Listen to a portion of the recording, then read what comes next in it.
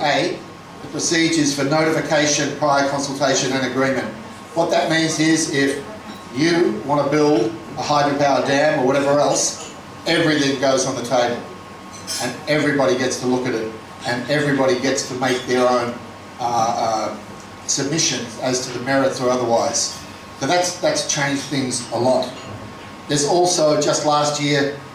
finally agreed, it took 20 years to agree against any NGO that wanted to be there, any research group that wanted to be there, everybody flew in safely and everybody got to present their work. It was a pretty robust deliberative process, and that used to happen at least once every year. That's in a little bit of a rebuilding at the moment. So deliberation, yes indeed, it's more and higher quality than there used to be in the past. Track 2 used to have to lead the deliberation, but MRC's got a little bit better in the last few years, so they now do it. Plan, yes, the Mekong has a plan, it has a basin development strategy, not binding, but it's there, and it's for the whole basin, 6 countries, 2021 to 2030. Law, there's the Mekong Agreement, 1995. It's the best they could agree on at the time. It's a little bit ambiguous. The ambiguity is probably... hand of applause for the 2 speakers, the keynote speaker, our special guest, and we would like to invite you to join our friends there. না এখানকার এই কনফারেন্সের এটা 10ম conference পানি নিয়ে এর মূল উদ্দেশ্য হলো জনগণের মধ্যে পানির বিষয়ে সচেতনতা বাড়ানো এবং কিভাবে আউট অফ বক্স চিন্তা ভাবনা কোনো উদ্ভাবন করা যায় কিনা যেই সমস্যাগুলো দেখি কারণ কতগুলো বিষয় আছে আমরা নদীকে কিভাবে আসলে দেখছি অনেকে মনে করে নদী মানেই হলো খালি জল কিন্তু আমরা ভালো করে জানি নদীর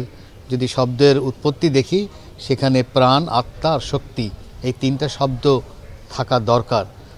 তার মানে হচ্ছে কি বর্তমান যদি বৈজ্ঞানিক ভাষা এখন বলতে হয় তাহলে যে কোনো নদীর মধ্যে পানি থাকতে হবে তার মধ্যে এনার্জি থাকবে বায়োডাইভার্সিটি থাকবে এবং সেডিমেন্টও থাকবে মানে সেডিমেন্ট ছাড়া তো আর নদী হতে পারে না এখন আমরা যখন শেয়ারিংয়ের কথা বলি তখন তো খালি পানির শেয়ারিংয়ের কথা বলি কেউ সেডিমেন্টের শেয়ারিংয়ের কথা বলে না কেউ বায়োডাইভার্সিটি এই মাছের শেয়ারিংয়ের তো কথা বলে না এই জায়গায় আমাদের মানসিকতা পরিবর্তনের কাজটাই এই কনফারেন্সের মানে মূল উদ্দেশ্য এবং সেখানে নতুন সমাধান করা যায় কিনা তিস্তার ব্যাপারে আলোচনা হয়েছে সেখানে যেহেতু বছরের পর বছর তিস্তার যেই ড্রাফট এগ্রিমেন্ট হয়েছিল বাংলাদেশের সাথে যখন মনমোহন সিং প্রধানমন্ত্রী ছিলেন ওখানে আর এপাশে যখন শেখ হাসিনা ছিল কিন্তু দেখা গেল যে এটা বছরের বছর হচ্ছে না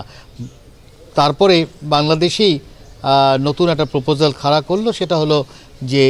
আমরা নিজেরা সমস্যা সমাধান করতে পারি কিনা ড্রেজিংয়ের মাধ্যমে যেই বৃষ্টির মৌসুমে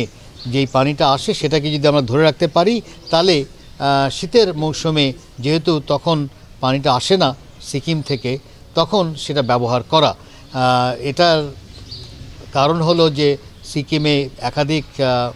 34টা ড্যাম তৈরি করা হয়েছে যার জন্য বিশেষ করে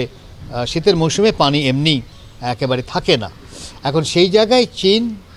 প্রতিশ্রুতি অ্যাটলিস্ট শো করেছে প্রতিশ্রুতি বলবো না ইন্টারেস্ট শো করেছে যে $1.1 বিলিয়ন খরচ হতে পারে সেইটা তারা রাজি আছে এটা নিয়ে তারা মনে করে যে এই ধরনের একটা চুক্তি হতে পারে কিন্তু শেষ সময় এসে দেখা গেল যে ভারতও বলছে যে আমিও অ্যাসেস করতে চাচ্ছি যে এই পরিকল্পনাটা বাংলাদেশ চিন্তা করছে অন্য কথায় এতদিন পরে দিল্লিও বুঝতে পারলো যে শেয়ারিং হবে না তো সেখানে আমার মনে হয় একটা সমাধান হতে পারে কারণ এটা একটা জিওপলিটিক্যাল কাঠামোর মধ্যে ফেলে দিচ্ছে অনেকে যেখানে ভারত চীন কি তাহলে একেবারে ভারতের কাছে চলে আসছে চিকেন নেক এসব কথাবার্তা বলা হচ্ছে তাহলে এটা যদি হয়ে থাকে নিরাপত্তার যদি বিষয়টা থাকে তাহলে সেখানে কনসোর্শিয়াম হতে পারে একটা তো হতেই পারে ভারত চীন বাংলাদেশ মিলেও করতে পারে কারণ মনে রাখতে হবে যে ভারত চীনের সাথে অনেক জায়গায় একসাথে কাজ করে তারা ব্রিক্সে একসাথে আছে তারা কি বলে ডি-ডলারাইজেশন একসাথে আছে তারা ইউক্রেনের যুদ্ধের বিষয়ে তারা একসাথে আছে মিয়ানমারের ব্যাপারে যতগুলি ভোটাভুটি হয়েছে রোহিঙ্গা নিয়ে সেখানেও তারা একসাথে আছে তো তারা তো একসাথে কাজ করছে তাহলে বাংলাদেশের সাথে যদি এই ঘটনাটা যেহেতু বাংলাদেশের সাথে জড়িত, তাহলে বাংলাদেশের সাথে তারা একসাথে কাজ করতে পারবে না কেন, সেই প্রশ্ন তোলা যায়। তো সেখানে যদি ট্রাইপার্টাইট নাও হয়, আমি মনে করি কনসোর্শিয়াম হতে পারে, সেখানে জাপানও আসতে পারে, সেখানে আমি মনে করি আমেরিকাও আসতে পারে। মোটামুটি সমাধান তো করতে হবে তিস্তাকে, আমি তো ঝুলিয়ে রাখতে পারি না বছরের পর বছর, কারণ হিসাবে দেখা যাচ্ছে 20 মিলিয়ন লোক সেখানে ক্ষতিগ্রস্ত হয় শীতের মৌসুমে, তাহলে আমি কেন এই বছরের পর একই করছি? যার জন্য আমি মনে করি আপাতত হয়তো মানে চীনও চাইবে না, যেহেতু একটা অস্থায়ী সরকার আছে, একটা ইন্টারিম গভর্নমেন্ট, কিন্তু ইন্টারিম গভর্নমেন্টের মেয়াদও আমি জানি, আমরা সবাই জানি